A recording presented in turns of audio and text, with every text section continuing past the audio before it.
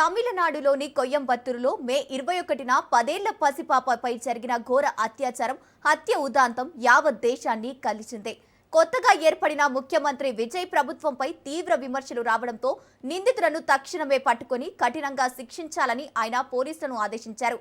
అయితే తాజాగా ఈ కేసు విచారణకు సంబంధించిన ప్రెస్ మీట్లో పోలీసు అధికారులు ప్రస్తావించిన తీరు సభ్య సమాజం తలదించుకునేలా చేసింది.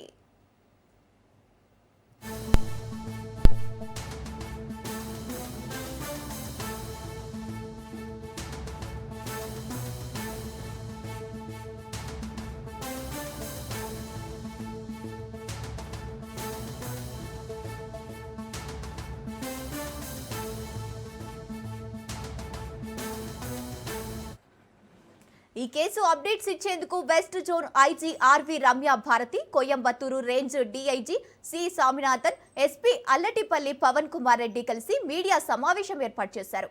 అంతటి తీవ్రమైన సున్నితమైన కేసు గురించి మాట్లాడుతున్నామనే కనీస ఇంకిత జ్ఞానం లేకుండా ఆ ముగ్గురు ఉన్నతాధికారులు నవ్వుకుంటూ జోకులు వేసుకుంటూ కనిపించారు. ఐజీ రమ్య భారతి గోళ్లు గిల్లుకుంటూ పక్కన ఉన్న వారితో సాధారణ సంభాషణలు మునిగిపోయి వీడియో సోషల్ మీడియాలో రావడంతో క్షణాల్లో వైరల్ అయ్యింది.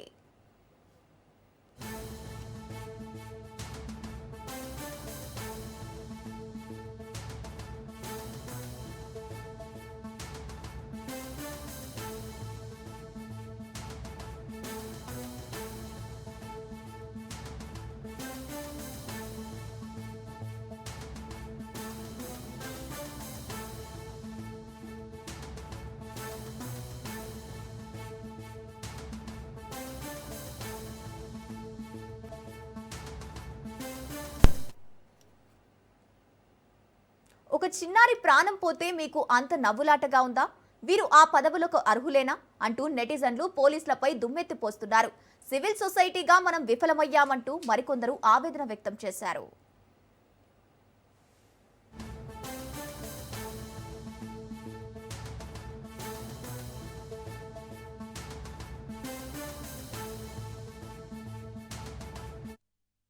మరోవైపు ఇదే కేసు విషయంలో మీడియా అడిగిన ప్రశ్నలకు స్పందిస్తూ తమిళనాడు పరిశ్రమల మంత్రి ఎస్ కీర్తన కూడా నవ్వడంపై బీజేపీ తీవ్రంగా మండిపడింది.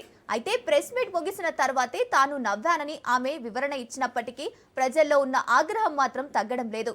ఒకవైపు బాధిత కుటుంబం కన్నీరు మున్నీరవుతుంటే రక్షణ కల్పించాల్సిన అధికారులే ప్రజాప్రతినిధులు ఇంత బాధ్యతారాహిత్యంగా వ్యవహరించడంపై దేశవ్యాప్తంగా తీవ్ర విమర్శలు వ్యక్తమవుతున్నాయి.